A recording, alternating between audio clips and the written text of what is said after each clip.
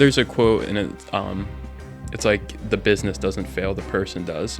And I believe that 100%. That's why like any moment where I'm not doing actual work for the business, like making designs, doing outreach, making content, or if I'm doing music work, if I'm not doing any of that stuff, I'm working on myself. If I knew it didn't impact as much as it did, like I would like to go back to high school and like throw a desk or something.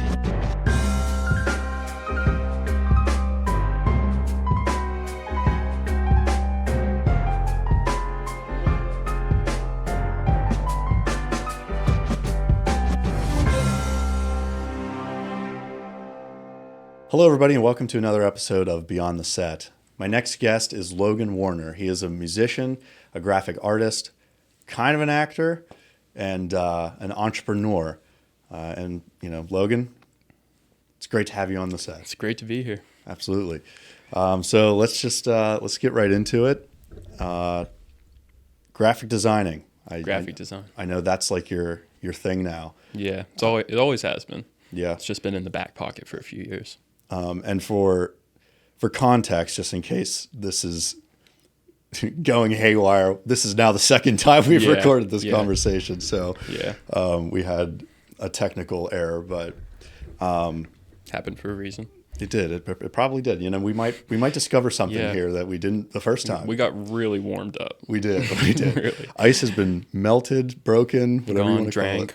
Yeah. So yeah, I mean, graphic designing, I know this is kind of, not a new, path you're going down. You've done it for a while. Where did that come from, and like, what are you doing with the graphic designing? So basically, I started out when I was very young, like seven years old, maybe younger. I was doing art, painting, drawing. I would draw a lot of dragons. For some reason, I really like dragons, mystical things. I really like mystical things still, like medieval times, like The Hobbit, all that type of stuff. Mm-hmm. But yeah, anyways, I would really like drawing that stuff. Also abstract stuff. Salvador Dali was a big inspiration of mine.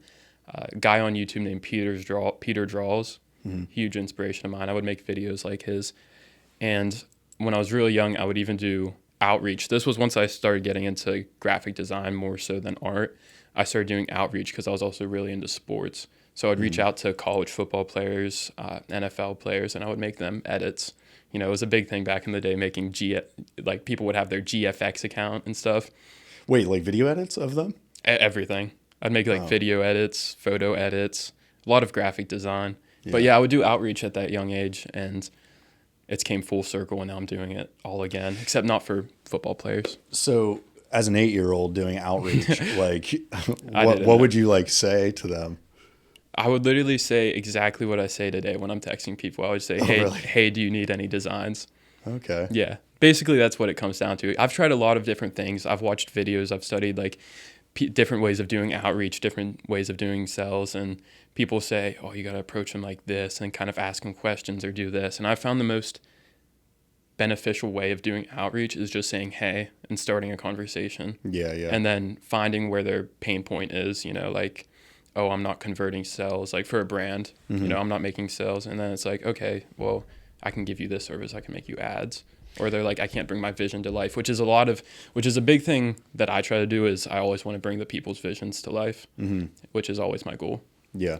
And you don't want to come off as like too selly either. No. Like, I think a lot of people go wrong when they do that because then it's obvious. It's like, yeah, people like, if you're like, I'm a professional salesman, I know sales better than anyone. And it's like, they come in like extremely aggressive and like, don't get me wrong, like it's like they're playing a role. Almost. Yeah, exactly. It's like this isn't a car dealership. Like, I 9 times out of 10, if cars just sell themselves. I don't even know why car salesmen are as aggressive as they are. Like they're taught to be that way. I guess so, but it's like if they want the car, they're gonna buy it. Like they don't need anybody to tell them. But that's beside the point. I mean, if you come off too selly to these people who want marketing, they already know what they want. They already know what they're looking for. They know what message they're trying to get across. The only thing that at least from what I've learned, is they're only coming to you to know how can we execute exactly what our message is and what we're looking for. A lot of people in marketing, they're not too much of visionaries. I've come to learn. Yeah. And sometimes they don't know what they're looking for. And I like stepping in when they don't and kind of helping them like dial in their vision. Over the years, I mean, I've been doing this for 6 years now. Yeah. 6.5. And I know out there, some of you have been probably doing your jobs for much longer, but it's become exhausting, like being creative with like all these different types of companies. And it's hard to, okay, there's, client A over here, I put this hat on and now I'm, for sure, doing this vision. And then the next way or the next half of the day, I'm now with client B and doing their vision. And it's exhausting. I can relate to that because I work with brands, but then I also work with musicians for like flyer art, album art.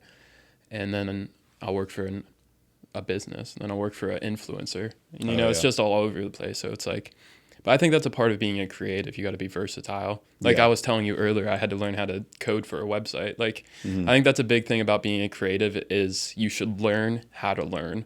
Yeah. And just be able to master that. Because if you can do that, then you can learn anything you need to, obviously. Yeah, exactly. And a lot of learning, I think, comes from just like being self-taught.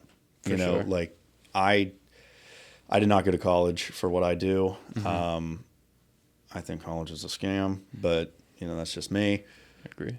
And I was able to teach myself everything I know, and there are students coming out of college who they'll message me and they'll ask me questions and stuff because I've been in the industry. I have had that as well. Yeah. Even though I haven't been as long as you, I have like the clients to prove it. So it's like exactly, you get a head start. So with the college, this is I can go on and on about all this. Go ahead. So the whole college thing is, I think 9 times out of 10 a total waste of time and money.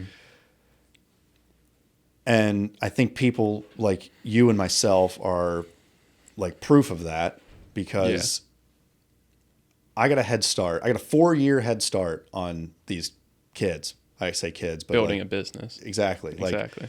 So I got a head start on them while they were, doing their projects or whatever they do.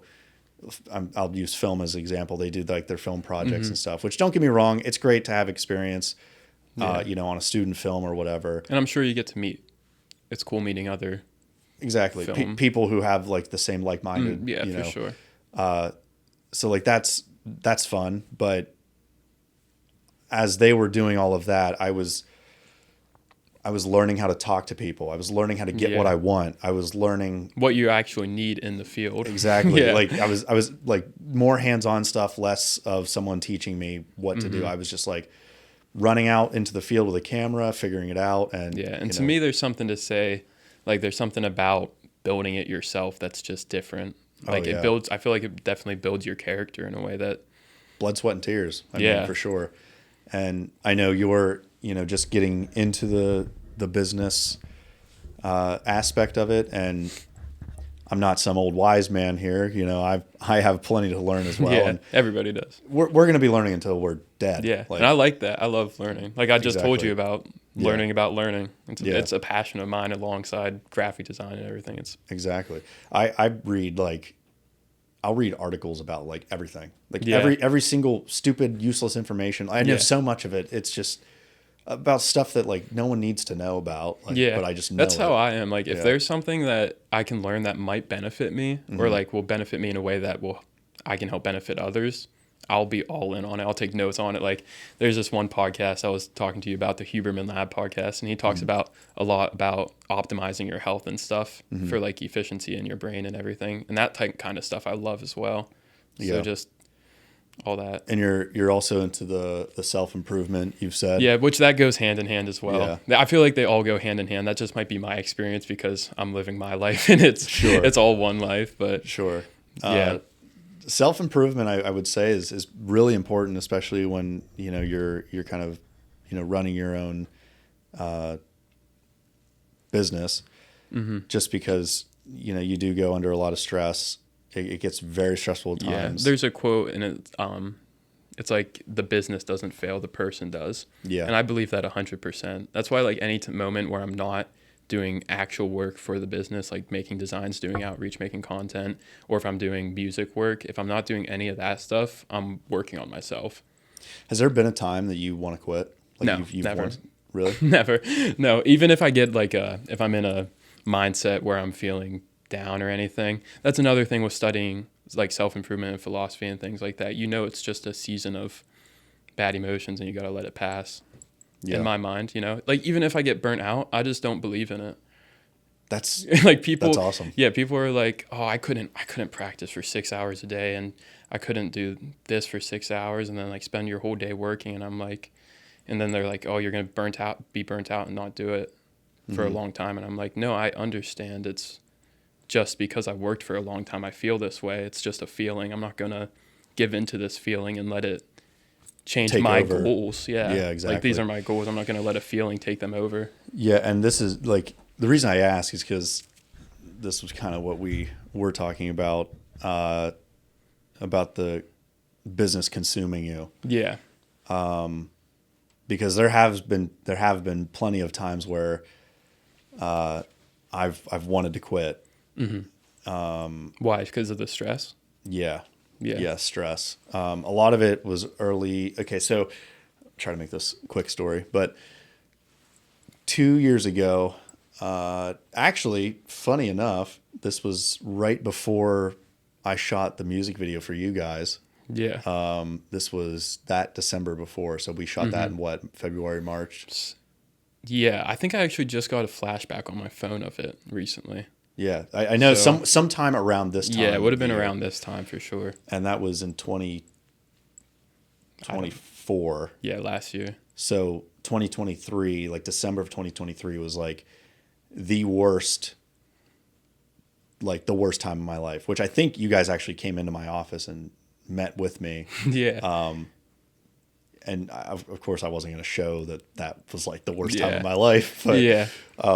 It was horrible. Like the business was not doing the greatest at the time. And of course we're in a different office now, but like it was the office down the I hall. walked to the wrong one. Oh really? Yeah. Yeah. There's someone else in there now. I don't know who it is, but yeah. So it was a really bad time, and I spent like nights just like bawling my eyes out in that office and like throwing stuff and like because when I get like really mad, like I'll just like break shit, like nothing.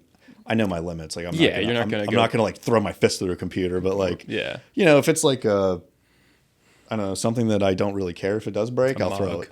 Yeah. It's like God, it's like oh I can. I think those are like the best moments though. Like times like that, even though it's awful and like you feel so bad. After that, it's like I feel like personally, I wouldn't trade those moments for anything because that's what's building you up. I wouldn't either. Like, I'm glad it happened. Yeah. I would never want to do that again, but I'm very glad it happened because now I can look back and I can, tell people, there are going to be hard moments like this, like in business, and, I'll probably have even harder moments. I think the thing that was really funny, I have a mentor. I would call him a mentor. Yeah. Where he kind of does something similar to me. Like he had a passion in filmmaking, but then like his business of doing marketing stuff for people has now consumed that. It is now like he has no time to do the filmmaking stuff, and I do not want to end up there. He's about 15 years older than I am, so yeah, I don't want to end up there. But during that time where I was like, I don't know, whatever you want to call it, like just having a season of roughness. Yes, exactly. He offered to buy my business out for $30,000. Yeah. And then hire me to work for him for a salary. And like, dude, I was like this close to being like, oh, all my problems will go away. Absolutely. But I sat down and I thought, I'm like, I do not want to work for anyone. Yeah. I want to do my own thing. That's sort of what we were talking about earlier with like the self-improvement thing. I think that's a perfect example of choosing the harder route, which aligns with your goal versus choosing the easy way out, which might not exactly be what you want in the long term. Exactly. Because like later down the line, I would have been like, I'm an idiot. Like I just shouldn't have, I just should not have done that. Yeah. Because now, you know, today I'm doing much better than I was then. So it's good that it panned out that way. I mean, I hope that doesn't happen to you, but I'm sure you'll have a moment where I'm sure, you know, you're going to be like, dude, I just can't take this anymore. Not like you're going to do anything to yourself, but like, you know, like it's just like, man, this is just so stressful. And that's a big reason why I try to study all the self-improvement and philosophy things, because it really does prepare you for the hard things and like choosing the right things. And even like, of course, there's going to be hard things that happen still, but it kind of equips you with the tools to, the way I look at it is to step back from a bird's eye view and be like, yeah, this is me. This is happening to me. Yeah. But it'll pass. Exactly. You know? It'll be all right. Yeah. It's once it's in the rear view mirror, it's much easier to just, it's kind of like you, no, that doesn't make any sense. I was going to say it's like you forgive, but you don't forget. But like, what are you forgiving? You're not forgiving anything. Yourself. Yeah, maybe. Okay. Yeah. No. Yeah. You are forgiving yourself, and you know, moving on from it, and using like keeping it with you. Like, because I'll never forget, you know, that moment where I remember like punching the door like really hard, and like my knuckles were like swelled and stuff. Like that kind of stuff just sounds like awesome to me though when I think about it. Yeah, I mean, you know, that's like the turning point almost sometimes. It was you know, like my winter arc. Yeah. Like reminds me of Whiplash, you know, like those painful scenes where you're drumming and there's blood on your hands. Yeah. Those are the best. That's what it felt like. I had like a pack of like Polaroids, and I just like whipped it at the wall. You're just like full of vengeance and motivation. Yeah, I was so mad because what really set it off was, so actually I was like in the red for that month, and you know, I was getting behind on bills and stuff, and then this really large medical client came to me and wanted to make a really big commercial, and you know, that check that they were going to send me was just going to take care of everything, and I would have been fine. I would have had no issues. Ease your pain. And and I was like, perfect. And it all lined up good, because like by the time the check got there, the rent was like the bigger bills like rent and other stuff was due, and I was like, okay, perfect. It'll get here then. I could deposit it and I could pay my rent the next day. Like it'll be perfect. And then they called me and they're like, yeah, we pulled the check out of the mail. We're actually not interested in moving forward. And that's whenever the whole like... That's when you crashed out. I crashed out. Yeah. I was like, I'm understandably punching things, throwing stuff. And I was like, I can't. But here I am. So, but yeah, I mean, like I said, I don't wish that upon anyone. It sucks. But I think that's a part of business. I think that's part of business too, is you go through those moments and then you're almost working towards helping others not have those moments in a way. Exactly. Especially if you're a mentor of some sorts, you know, you're teaching them what you do. And yeah, I would love to mentor people. Like I'd like when people ask me questions about business, because 6 years isn't a crazy long time, but you know, if you have the proof, it's like exactly. I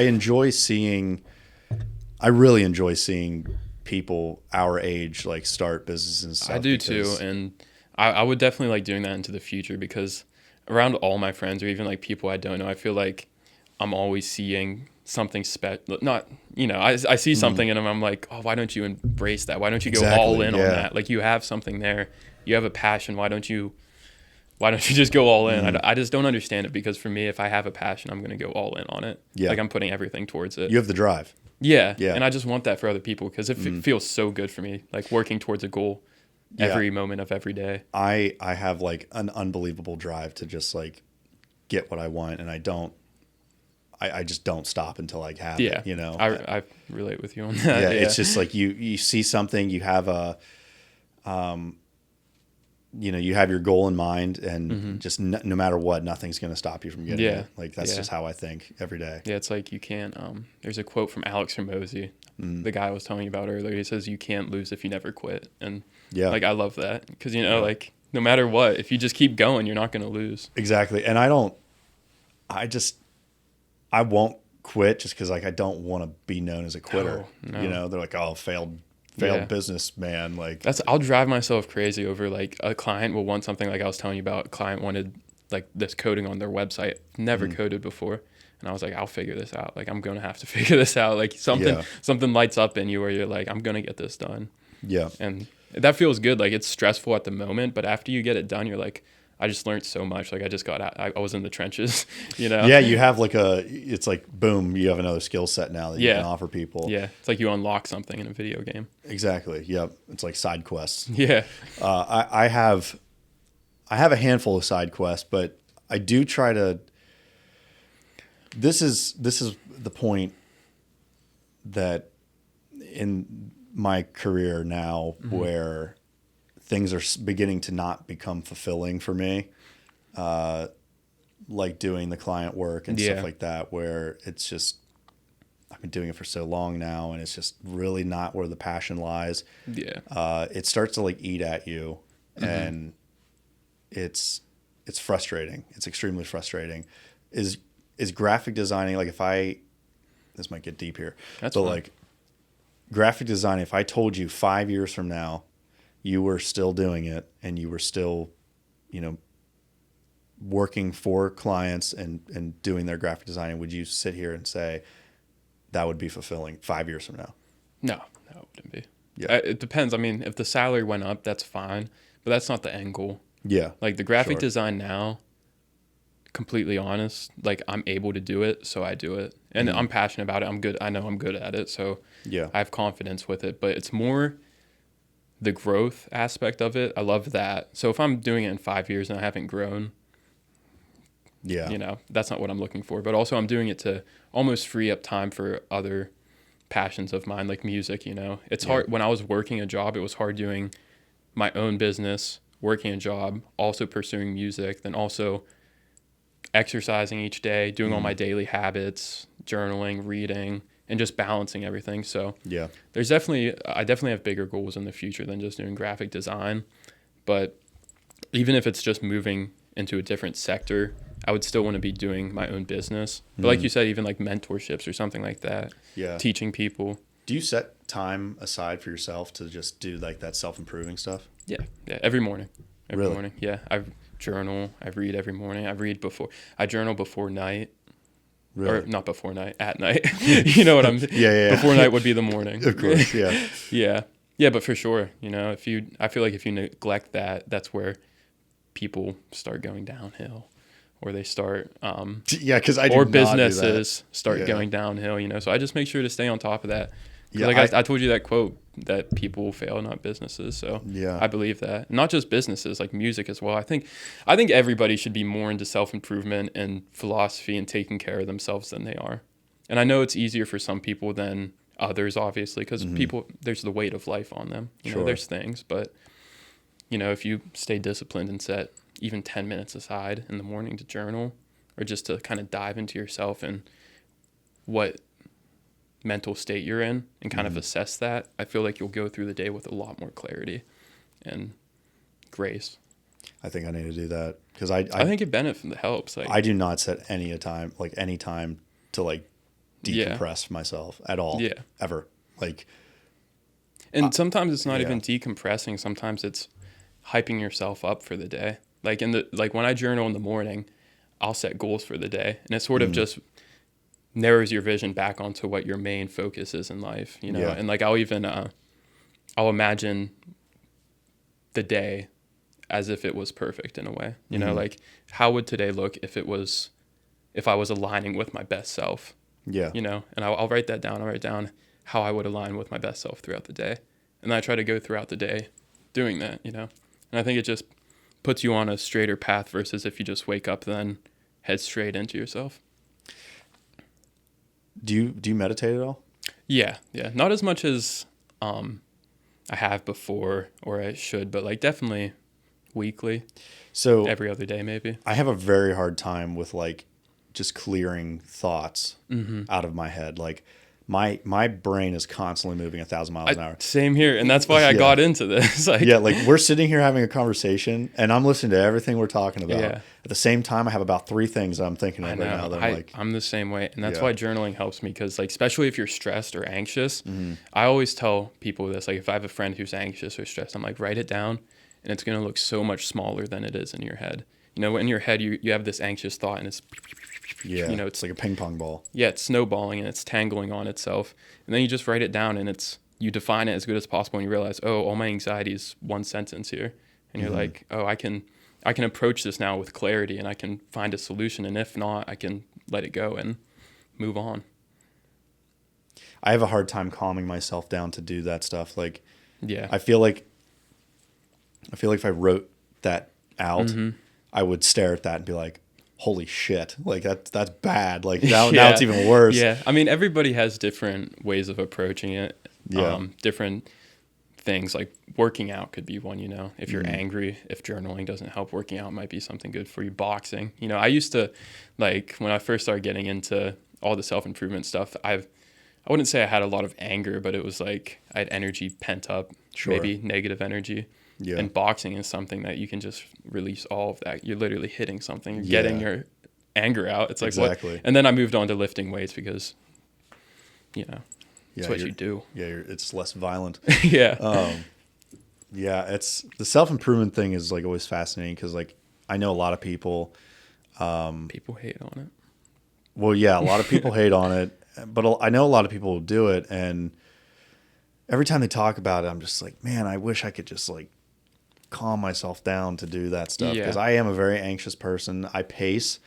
He could tell you all the time. As soon as I'm on a phone call with a client, I'm up out of my chair and I'm walking. Yeah, I'm pacing, and I don't even know why. I feel like I do that as well. Just you can't sit still and like you're trying to make a sell or something. It's hard. I have panic attack. Not like panic attacks. It was funny. In the summer, I would go out into my backyard and I would walk huge circles. Like we live right by a highway, and I would like walk up by the highway and I'd be on the phone. Yeah. And people probably drove by. I was like, what is he doing? Yeah. But this is guy on the phone. I have a hard time doing it. But I do commend you for that. Yeah, I do feel like self-improvement isn't just like journaling or working out, you know. It's diving into yourself and finding what works for you, you know, and finding it's like basically like building up a toolbox of what helps. You know, that's how I look at it. Or like there's a musician I like, and he explains it by saying about the weather, you know, like say your brain is in a state of rain, you know, you have that toolbox and you have an umbrella in there. So you pull out that umbrella, you know, then you're protected from the rain. Same with like sunglasses for a sunny day. Yeah. You know, so that's how I look about it. You know, you got to find your own tools. Everybody's tools are going to be different for what protect them. I also have a very social life, and I think that's part of my problem. So not only am I like always on the phone, always talking to clients, but when my day is over, like you're drained. I'm drained. I still have a huge social life to go home to. Like, I have my girlfriend. I have friends. I have like family, her family, my family, people, just so many people. Everything. It's overwhelming. I never feel like I have time for myself. Where I can, I sit in silence. I do too. I love silence. I love silence. You're the only person I've ever met. I know. I love the solitude. That's why I wake up. That's why I try to wake up early. I don't always wake up early, but like that time to myself in the morning when I'm journaling, when I'm reading, and it's just silent. That's like that's just peace. A lot of people our age now, they will like when they're eating dinner, they're watching like YouTube. I'm sitting there in silence. Yeah, and that's a practice that a lot of like I'm trying to think. A lot of people talk about, you know, just enjoying the moment. It's like a philosophy thing. Like when you're eating, you eat. You know, when you're working, you work. Yeah. You know, and I think you guys were talking about it on the podcast with Jordan, like not being good at multitasking and stuff. I'm very bad at it. Yeah, I think it's better to focus on one thing at once, to be honest. Everybody's different, but there's a book called Deep Work, and it really talks about that, is doing what you're doing, not doing everything else. Yeah. Now, what's your it's like kind of related, but like, what's your like dream job if you had like what you absolutely want to do? There's so many for the rest of your life. There's so many. Yeah. The main goal, I don't know exactly what the job would be, but I definitely want to influence as many people as possible, like make as big as an impact as possible as I can to help other people. So whether that's through music, whether that's through art, that's being a mentor, teaching self-improvement, teaching philosophy. Did your bracelet just unhook itself? Yeah, it does that. but yeah, definitely have an impact on as many people as possible in a positive manner is the end goal. So yeah, sorry not to interrupt, but go ahead, I was going to say that's why I spend so much time on myself, because I'm a big believer if you're not aligned with your best self, how are you going to help others align with their best self? You know, it's like I do feel like you have to be selfish in a way to be selfless. Explain that to me as if I'm a third grader. Like you have to take care of yourself so you can not be consumed by yourself, so you can be there for others. Say I'm angry, you know, somebody comes up to me and they're dealing with a lot of anxiety.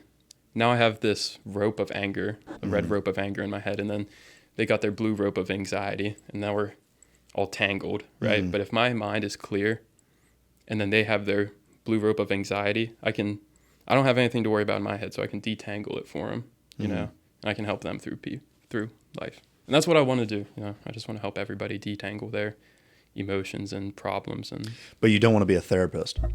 No. Okay. I've thought about it, but there's not much leverage. You're helping people one-on-one, which is great, but I'd want to do something bigger. Sure. In a way. On like a mass scale. Yeah.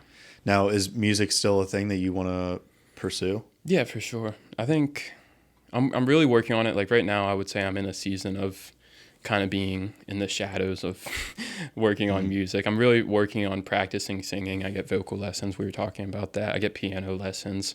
Guitar lessons, no, because I've been playing for so long. But it's definitely something I'm still working at, even if it's not where I end up finally. It's always a passion of mine, and it's something I love. Now, is that something you want to, like, if the opportunity arose that you, let's say Atlantic Records came to you and was like, all right, boys, sign the paper, like, here's the contract. Yeah. Like, would that be something that you'd be like, all right, let's do it? Yeah. It's an opportunity. I try to take up every opportunity. Sure. This. And the film, you know, we were just talking about that. Yeah. Yeah. Wopsy, dive into that really quick. Yeah. Again. Yeah. So we were looking for, you know, actors. It was a very last minute thing. It was for like a competition. And, you know, you texted me and took me off guard. Yeah, and you know how you said like you pace on the phone? Yeah. That was probably me after I texted you. I was probably walking around like scratching my head like, what did I just do? Yeah. You know? I was like shocked. Like I just didn't expect it. And yeah, I love being in those situations though where I'm like, how did I even get into this? And you did a really good job though. Like it was really. Yeah. Well, I figured like worst I could do is do really bad.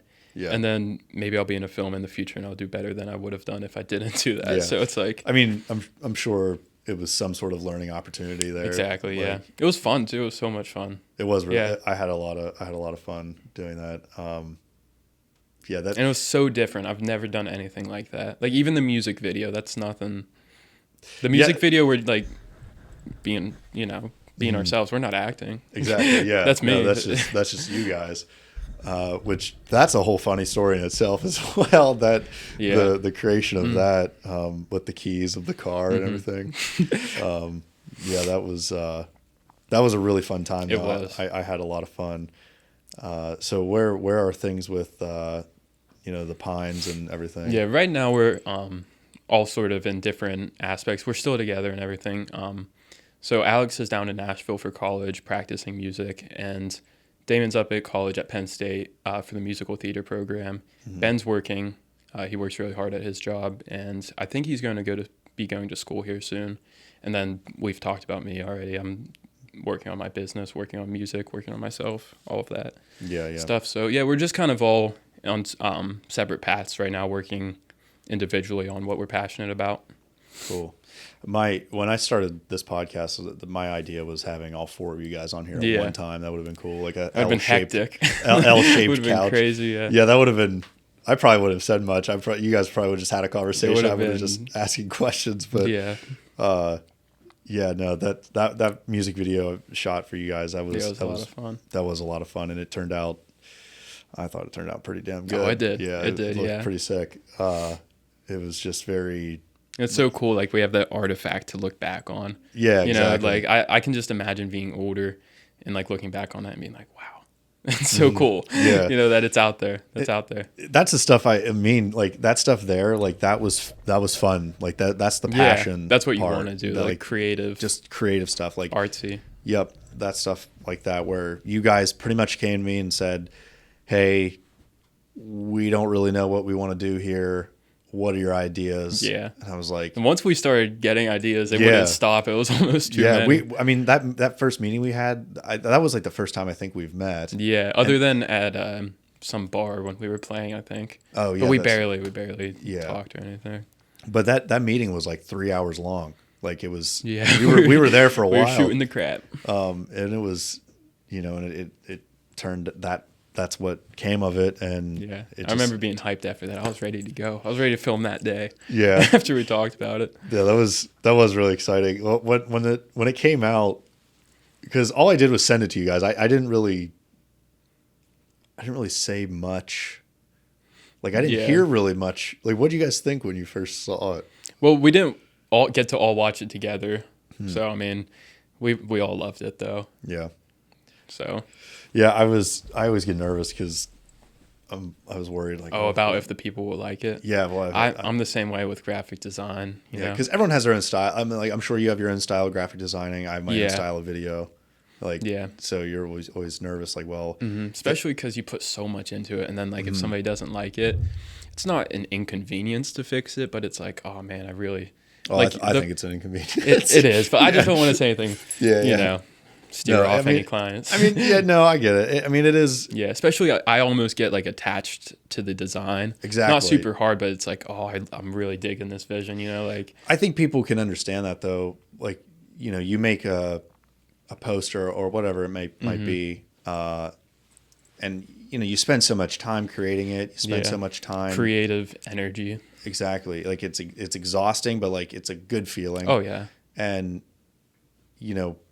then you send it off. And you're just so proud of it. Yeah, you're ready to see that text. It's like, oh, this is awesome. Yeah, and then they're like, a few fixes here. Yeah, they don't really like give you a compliment. They point out all the stuff they want fixed, and it's like, okay, but do you like it? Like, other than just but yeah, which is always why before I work with a client, I try to dial in their vision as much as possible. Which we were talking about earlier is like helping people find what they really want. Yeah. Because when somebody doesn't have a vision, it's hard to create something they're going to like because they don't know what they like. So that's what I always try to assess. Like there's a quote, something, I forget who it's by, but he says about planning. If he had to come up with a solution, he would spend 99% of the time planning than the 1% executing, which is basically how I work with clients. I'll try to get their vision as dialed as possible. And then make it so all the making stuff just is like breeze. So you can, because also when you're making something and creating, if all the resources are there, you can truly create. You can just get into the flow of it. You don't have to outsource anything or be like, what do you think about this? What do you think about this? Yeah, where you're constantly going back. Which can be good for collaborating and stuff. But I do like having a clear vision and then executing on it. Yeah, has there been stuff that you've made and sent to clients that you're just like, I just don't like it at all? I don't like it? Yeah. Like you've made it. Yeah, 100% of the time. But that's like one of my big things when I'm working with people. It's about me finding their vision, not mine. That's what they like, yeah. Yeah, like a lot of the streetwear stuff, I'd never wear it. Sure. I don't. I get you. but I understand that they think it's cool. Yeah. And I can see it. I can see through their eyes how it could be cool to them. Yeah, exactly. That is always upsetting though, like especially when your ideas get shot down. That's when it's really like you really think you have like just this bomb idea, and you're like, if they say no to this, they're crazy. And then they say Yeah. no to it, and you're like, damn it. And then you got to go back and Yeah, you create something that you think's amazing, and then they don't see it the same way you see it, or they were looking for something different. yeah, like That can be sometimes, miscommunication. inconvenient. Just when they don't express what they actually want, and then you make it, and then you send it to them, and they're like, "Oh no, I actually wanted this." Yeah, that's the worst. You know, Oh, I hate yeah. when that happens. I don't get mad at them, but I'm just like, "Oh man, I wish you expressed your idea originally." Yeah, it's like almost like they were afraid to say it. It's like, well, now Now I got to spend 2 more hours, Yeah, working on this, or multiple. Yeah, exactly. It can be a lot. it's like, why didn't you just tell me your vision in the first place? Yeah, like I'm there to make their vision real. I want to hear what they have to say. Yeah, I had a client recently. They gave me this concept, like very narrowed down. We both narrowed it down, like Dialed it in. Yep, and had it, and we're like, okay, this is exactly what the message is. This is exactly how we're going to execute it. And it was like verbatim. We send it to them, and then they didn't like the messaging at all when they were the one who suggested the messaging. And that, like, moments like that, it's frustrating, but especially when you're working, and I don't know if you work with like larger corporations or anything, but like when you have, Depends on the day. yeah, true. When you have, let's just say a marketing team, you have a marketing team and like 3 people are really for your idea, and the guy who's like really making the decisions is not. It's like, that's frustrating, because those 3 people who really like your idea are the ones you're communicating with directly. Yeah. They just so happen to be, and then you have the higher up making the decisions. It's frustrating. Yeah, and that's sort of like, this is kind of random, but that's sort of where like practicing the self-improvement stuff helps me, because like I could see somebody kind of crashing out over that, but like it's nice to be able to just go from a bird's eye view and understand that like not everybody's going to have the same vision. So I don't know, even though it's inconvenient, it's like, I don't know if this counts as self-improving, but like I don't want this to come off wrong, but I've developed a much more careless attitude about things. Like if something really bad happens, I try not to let it bother me as much. yeah, But kind of stepping back from the emotion and like assessing it. Yeah. That's sort of like a practice in stoicism. Yeah. Looking at the emotion for what it is, not what it could be. Yeah. Like before, I feel like in my first 2 years or so, I would like freak out way more about little stuff. High school, I used to be super sensitive. Like I was really sensitive in high school. Yeah, a lot of people are. Yeah, and then like lack of temperance and once I was out of high school, I just turned into an animal.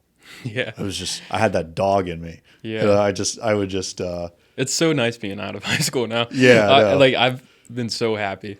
I used to just sit in school and I'd like be like, oh, I want to go home and work on something, whether it was the band, if it was working out, doing anything.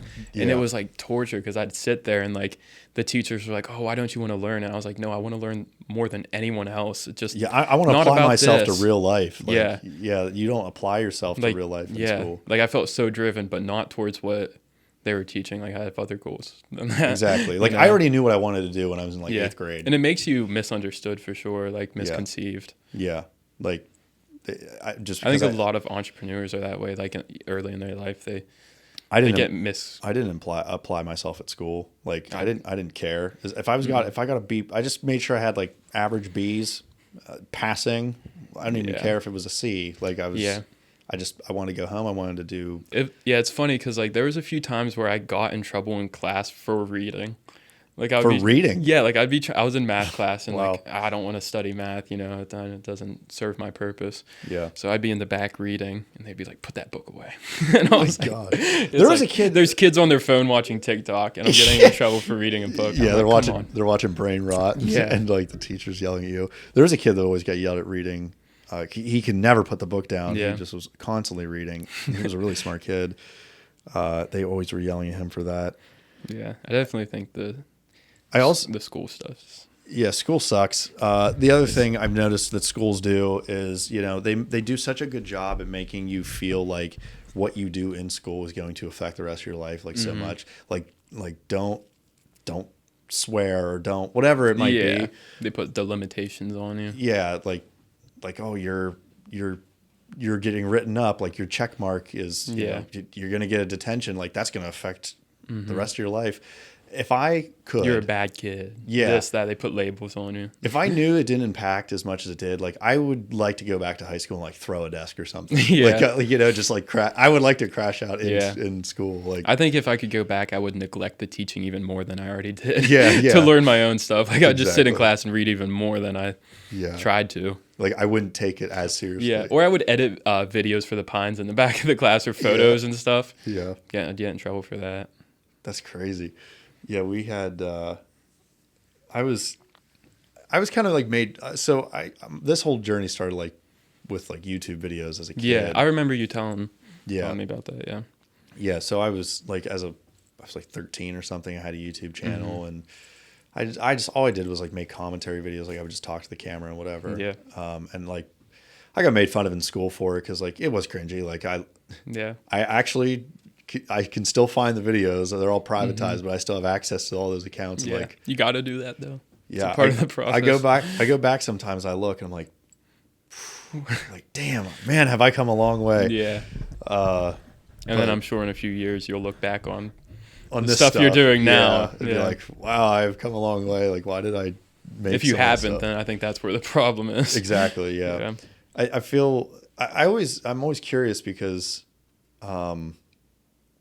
I wonder if people who have made like masterpieces think that as well. For example, to make it more kind of like graphic design oriented instead of like movie oriented. I don't know if you're familiar with Andy Warhol at all. Yeah. So like 60s. Yeah, so like his Campbell soup can painting. Classic. Like I just did a design featuring that. Really? like a few weeks ago, yeah. Oh wow. A band cool. wanted it for a flyer, yeah. So like 20 years go by and does he think that, oh wow, look what I did 20 years ago, like man, have I come a long way? Or does he still think like, man, that can of soup? I always wonder that. Yeah. Same thing with musicians it's or anything. Hard. It's hard to say. Yeah, I feel like it depends on the person if they give themselves grace to move on from their Yeah, exactly. high point or not, Yeah. And I've always thought about that. Also constantly. if like I think it could become a problem when people try recreating what they captured in that masterpiece versus creating where they're at now in their life, Like people will keep chasing that song or that piece of art and keep trying to replicate that style instead of doing what they're, new creations. Mm-hmm. Yeah, like they just can't let something go. Yeah, they can't let it go. Yeah, that does suck because there's... Well, a good example of that is Francis Ford Coppola. He directed like The Godfather, Apocalypse Now. He just came out with Megalopolis, which absolutely bombed at the box office. It just did such awful. It just did really bad. But the budget was $120 million, and like for like I don't know, it was like 30, 40 years. No one would greenlight this project. So he kind of like retired from filmmaking for a while and started a winery. Oh. Made all this money from the winery and just put his own money into this awesome. movie just to make it. And like it was just like a thing on his bucket list. And was the movie good? I actually didn't watch it. You didn't watch it? I didn't watch it. It was a box office bomb though. I know that. I know that. But well, hopefully you had fun making it. Yeah, but that's like an example of like people just can't let things go sometimes. And I hope I never. I mean, maybe maybe that's something that he was proud of. Once it's done. Yeah. But I mean, if he's happy with it, it doesn't really matter what the other people think. That's true. Like he definitely did it for him. So, yeah. But I mean, did you have any final thoughts or anything like self-improvement?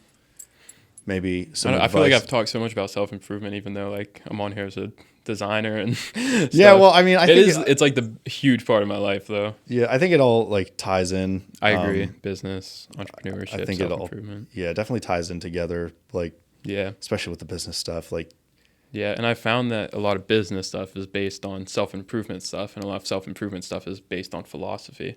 So it's like, wow.